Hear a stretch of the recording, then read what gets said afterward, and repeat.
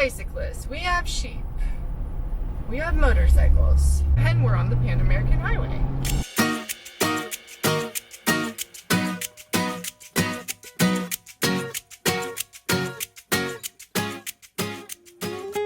If this is your first time here, we're Eric and Brittany Highland, and along with our 7-year-old son Caspian, we're attempting to drive around the entire world in our home, a 2021 Jeep Gladiator we call Dauntless. Our goal at Hourless Life is to give you a first-person point of view so that you feel that you're actually with us on the journey. So if you haven't yet, hit the subscribe button. We'd love to take you around the world with us.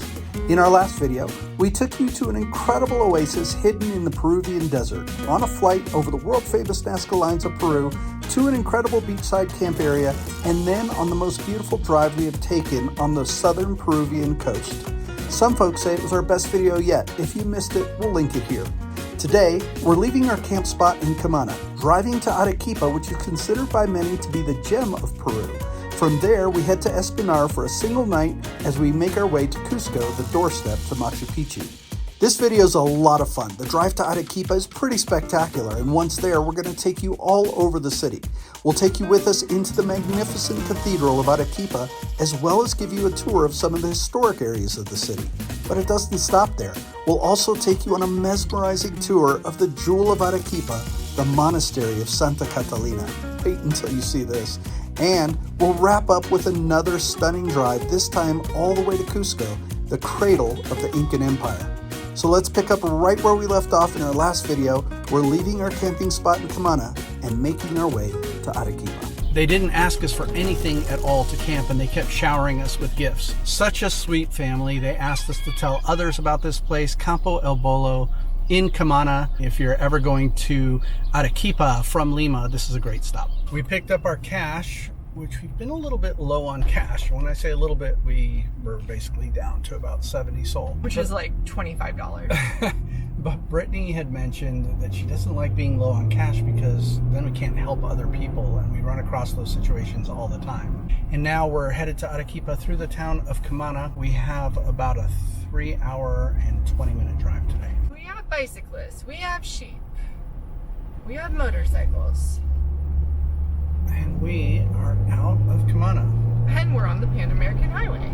There have been signs that have said Zona de Neblina, which means zone of clouds. We're about to go right through this mountain. The layers of stone are so interesting, all the different colors. And now we are headed into the bottom. Boom.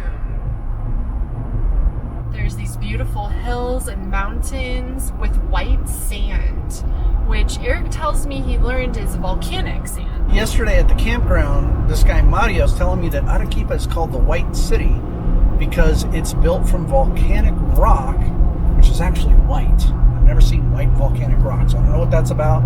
I could be completely off base, but that's what I understood him to say. So we'll see when we get to Arequipa. It's like this red rock mixed with white sand. So it's a really pretty contrast. I don't know if you guys can see this from our dash cam, but up on the left, just over these buildings, is a huge statue. It's really cool. Looking over this city, this is not Arequipa. This is a neighboring city. We're still about 12 kilometers from Arequipa. When was that made, in colonial days? I have no idea, son. Okay, apparently I may be wrong, because this sign says Bienvenidos a Arequipa, which means welcome to Arequipa. I'm guessing that either this is a lot larger than I thought it was. I didn't think we were there yet. We are arriving in about 1 minute. Apparently it's right down on the river. Your destination is on the right. You can't get in there? No.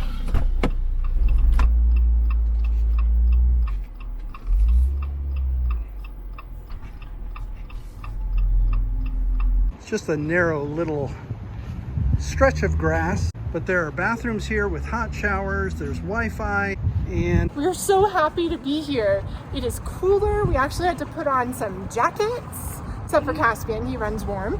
And we are seeing the old city right now. Everything's kind of closed right now because it's Sunday, but that's okay. We're going to be here for a few days. We're on our way to the main plaza. I'm looking forward to seeing it. And look at this. This is pretty cool. Coming into the main plaza, the students are having some sort of foam war. Ah! It's the whole thing. Everybody's getting sprayed with foam. I think Brittany abandoned ship because she didn't want to get sprayed. You'll never believe where we are.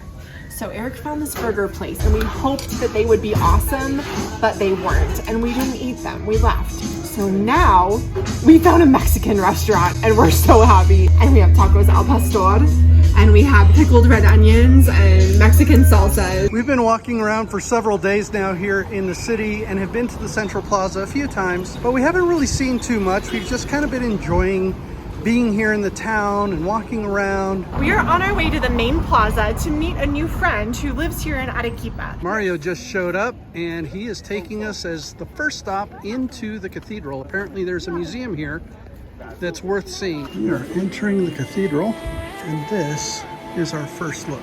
Look at the size of this organ. Mario was telling us a story that the devil, which is at the bottom of this pulpit, actually came in a separate crate when they shipped it here. And because of that, they weren't able to put this together. The crate inadvertently got sent to Panama. So the story goes that the devil did not want to come to Arequipa. And it wasn't until they were able to get that crate back almost 200 years later that they were able to put the devil at the bottom of the pulpit and then put together the pulpit where it rightfully belonged. This is the main altar here, which you can see all of this ornate woodwork. There's just beauty after beauty in this place. So much detail, from the statues to the stained glass to the ornaments, and it's just everywhere you look. We are continuing on the tour as we head up to the galleries. Even though there's a main cathedral, this one here is called the Chapel of Christ of Great Power, and it's where they have a daily mass here inside the chapel, which is located inside the cathedral. So the cathedral doesn't hold daily mass, but the people come here at 9 o'clock every morning into this little space to worship. Here's the giant organ that we've seen, and coming down is the cathedral. And this is the city of Arequipa. We are on top of the cathedral. That large bell there is a 15,000 ton bell. I'm gonna ring the bell. Ring it. This is really cool. I'm not sure you can capture this on video, but there are darker stones. You can see a triangle right there. Oh, Brittany's gonna show you. So there's a triangle right here. And then walk down the triangle this way to the tower. This is a darker stone, and then if you follow it out, there's a triangle up there. And this is because of the shadow of the Cathedral of Arequipa. Where Brittany is standing now is that tower. The triangle is this right here. This is called queso helado, and Mario has confirmed that this is one of the top desserts in the world. What do you think, Caspio? Really yummy. Muchas gracias, señor. This is one of the few remaining ancient streets here in Arequipa. I'm so thankful that Mario took the time to walk us around and show us his city. Stuff like this you never really learn about unless you talk to a local. We stress that all the time. Get to know a local, talk to them. They're proud of their city.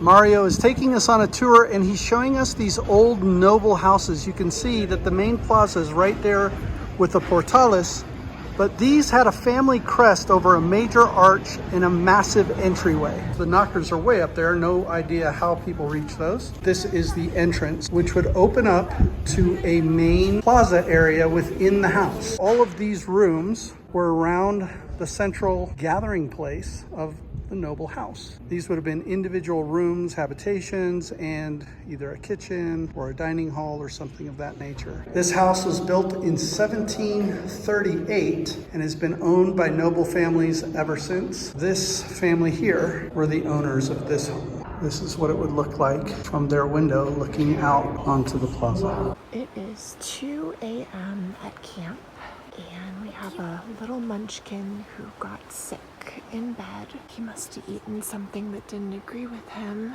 so we are working on cleaning out the inside of the camper so he can get back to bed. He got up around 2 and threw up all over his bed. I went to sleep. Eric got up with him 2 more times while he threw up, and then I got up with him again around 6 and 8 to take him to the bathroom. Our camp right now is a collection of things that appear clean but are not really clean. We're just doing the best that we can. Poor little guy is back in the bathroom right now. We're about to put him in the shower, and I'm just like constantly washing new things that need to be washed. It has been a really, really rough past few hours, and this is not easy to do living in a Jeep, but we are doing the best that we can. We have been trying to get to the monastery for days, and it just hasn't happened. Today, Brittany was like, babe, you should just go, and I'll stay with Caspian as he's feeling a lot better this morning. He hasn't thrown up since yesterday afternoon, but his system still doesn't like pretty much anything that he tries to eat. So that's what's happening. I am headed to the monastery now, and I'll show you what it looks like when I get there. Arequipa is a beautiful city. It's mostly made up of white and pink stone called sillar, and that's the stone that you see the cathedral made of right there. The monastery is just up ahead on the cathedral to the left. That is where we're going right now. This is the entrance. Ticket prices for foreigners are 45 sol each, and for children 6 sol each. There is a guide that you take around right here. It's like a self-tour, and you're going to go through all of these spots. Obviously, I'm not going to cover all of them, but I will try and give you a taste of what this monastery is. This is the parlor where people would come and speak to the nuns. We are on the nun side, so the nuns would sit here on these benches and speak to the people through these doors, and they would be able to pass them things through here. The general public was never allowed access to these areas. Only place where the general public could see the nuns was in that area that I just showed you. So all of this was just for them. There was one exception to that rule of people not being able to come in. If the archbishop allowed the nuns to have a visitor, they would receive them here in this private room for direct visitation. Coming out of that reception room, we continue the tour from this patio through this archway. There's a carved sign that says Silencio. It is just beautiful.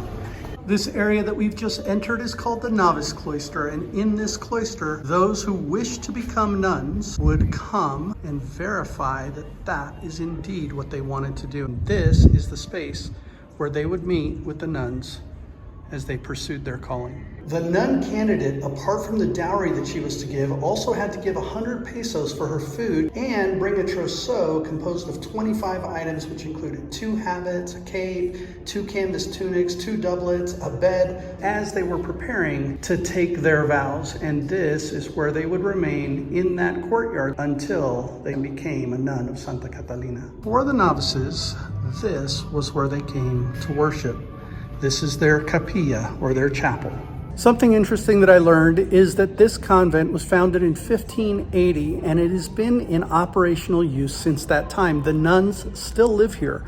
They are a Dominican order of nuns. They're cloistered nuns, so they're not allowed contact with the outside public unless they're given permission by the archbishop. Every now and then you'll get a nun sighting in which they are crossing from one area to another, which they have been given permission to do without having conversations or contact with the public as they go to meals and transit through the areas. Before opening hours and after closing hours, they roam freely through these spaces, just as they did back in 1580, and their traditions are still alive. The novice courtyard that we were just in is there, and now we are coming around and going to another section of the convent. Like they say, this is a city within a city. It is massive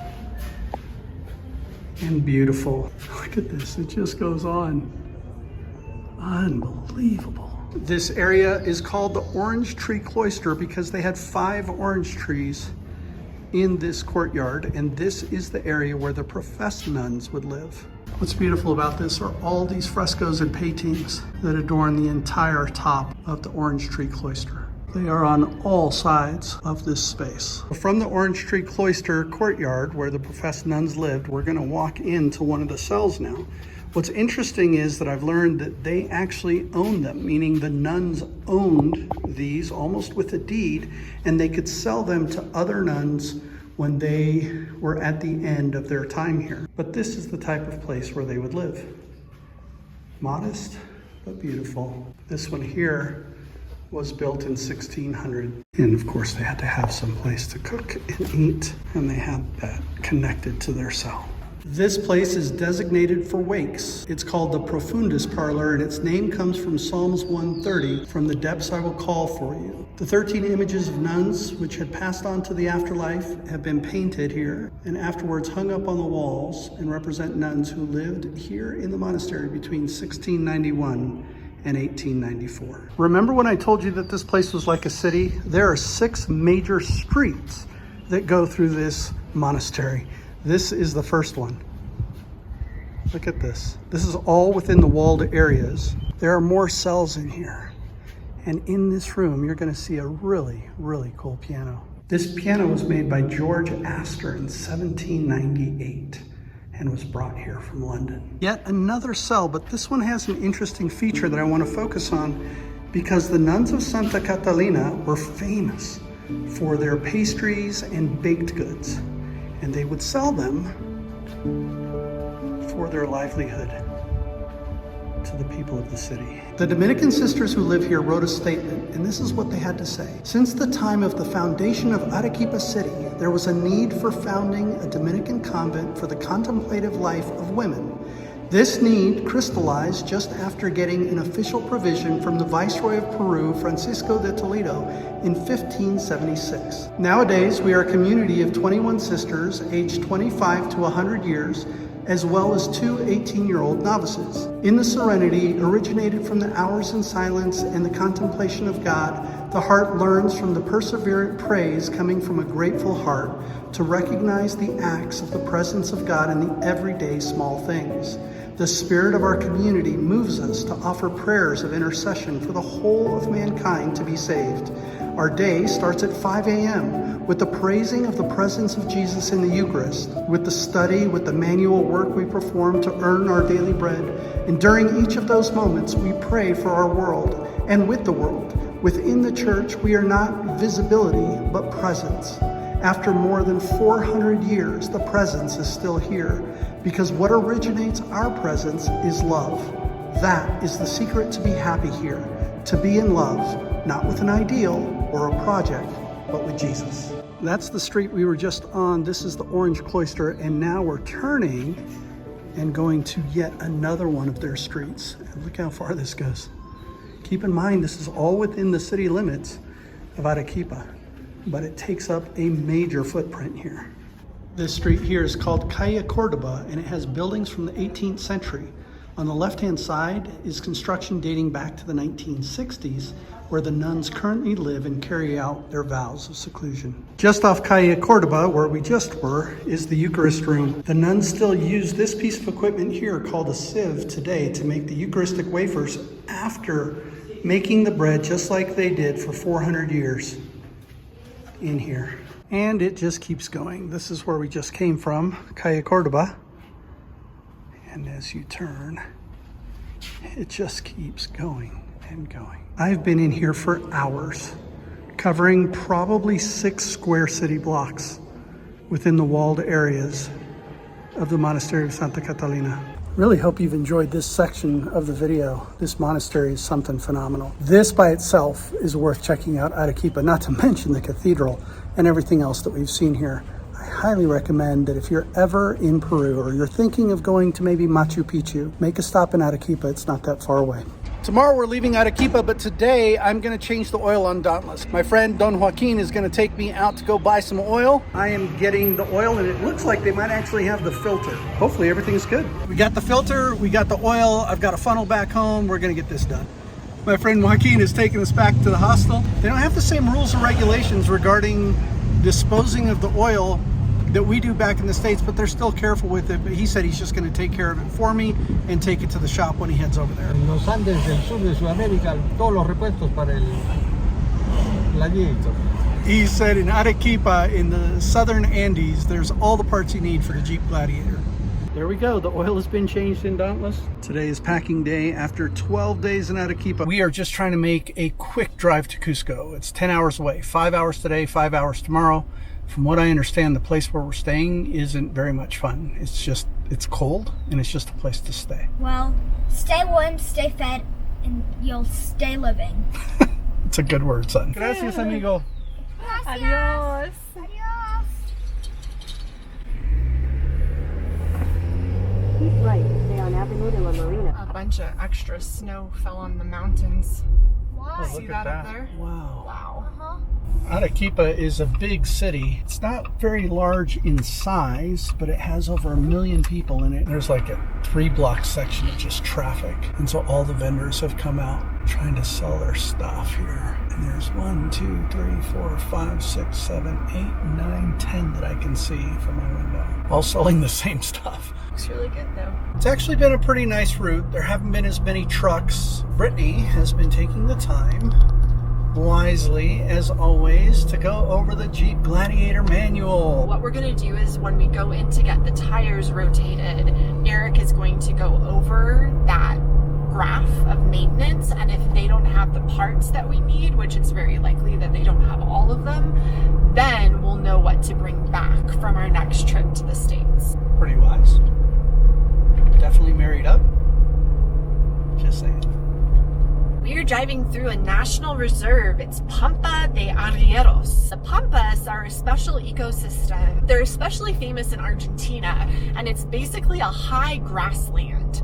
And so Argentina is famous for its cattle, which are often grazed in the Pampas. Don't see any cattle here, but it's a similar ecosystem. This is just an incredible view, and I just wanted to show it to you as we continue on. We're at 13,154 feet of elevation. We are in the area of vicuñas that live out here in the wild, and there's a couple of them right in front of us. Those are literally flamingos. There were flamingos Yes, right there were 3 flamingos That's at nuts. 14,500 feet in the Andes.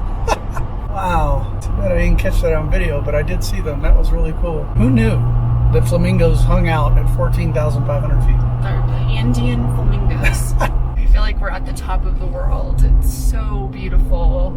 And just this high grassland is mind-blowing too, that there can be such a flat space above 14,500 feet is wild. We want to show you what we're taking a look at. We didn't think it was going to be anything like this on this drive. 2 random dogs. A bunch of alpacas and some sheep. We've mentioned in our videos before that we've never gotten to 15,000 feet in Dauntless, or any of our vehicles for that matter. And we're coming really close. We're at 14,982 feet right now, and we're climbing. So we're probably going to hit it, and we'll let you know when we do. Boom! There it is. 15,000 feet, everyone. Here on the Pampas in southern Peru. We're higher than Mount Rainier in Seattle, Washington. Right now. It's really cool. Well, the highway ended, and I may or may not have taken a wrong turn, but we get these views. And we are way all kinds of up here at 15,640 feet. And I asked Brittany if she thought that I had missed my turn. She said no, because we've been seeing trucks come through here, and they wouldn't go through this road if they didn't have to. We met this man named Dante, and he is just fascinated with the Jeep. We're stopped in a construction area. He asked to see the motor, and he just has a ton of questions. He's really sweet. He was just telling me they've been at this forever, that this road has huge potholes that can swallow your vehicle. We've made it back onto the road. We're about an hour away from where we hope to camp tonight. Just beautiful, beautiful views. Laguna Parina. This doesn't even look real. This is so unbelievably beautiful. Pulling into the town of Espinar. There's a little hostel that supposedly has a parking lot. They're listed on iOverlander, so we're hopeful that they'll allow us to camp there and just spend the night tonight before we go to Cusco tomorrow. Well, we've arrived. This is plan B, because the first place we went to, they wouldn't take camping. We're here at Hospedaje Don Filo, which is essentially a gravel dirt parking lot, but it's a place to rest. So we are going to rest here tonight. They do have a bathroom, and they have a cold shower, and they have a toilet. Doesn't have a toilet seat, but they do have a toilet. And this is where we're camping tonight, which is right next to their hostel. The host here has never received an overlander, and I asked her, I said, well, how much are you going to charge me? And she said, how about 10 sol? That's like $2.50. We've never paid that before. Whenever we've donated somewhere, it's been a little bit more than that. So I offered her double that. And she kind of looked at me like, really? And I said, yeah, because if you're going to receive other people here, it should probably be around that amount. And we want to be just with you and we want to be fair. And she was very thankful. So she just sent her attendant to clean the bathroom. We're calling it a night. It's been a long day. Tomorrow we head to Cusco. It is really cold at our campsite. It has started raining, but Brittany has cooked up a dinner and we are going to be hanging out inside the alley cab having dinner tonight. Brittany's breaking out all the stuff. She's braving the cold out there to help us get our food ready. And we have the red light on. I've got chicken and asparagus and Kraft Parmesan cheese. We woke up early this morning. We're heading to Cusco. We should be there in about 5 hours. Hopefully the drive today is as beautiful as it was yesterday. It would end up being a beautiful drive to Cusco, the cradle of the Incan civilization and the doorstep to one of the wonders of the world, the sanctuary of Machu Picchu. In our next video, we'll take you into the city of Cusco and show you what this place is really like. So if you haven't yet, this is your reminder to subscribe to our channel now and hit the bell icon so you get notified when the next video goes up. And if you really enjoy our videos, we invite you to go behind the scenes with us on our Patreon. Really get to know us there. Patreon's where we get real and raw, and you can get regular, unfiltered live video and see parts of this journey that nobody else gets to see. The link for our Patreon is in the description of this video, and we'd appreciate it if you'd take a look. We hope you enjoyed this section of the journey around the world, and we thank you for being part of it. Stay tuned for the outtakes, and until next time, we will see you in the next video.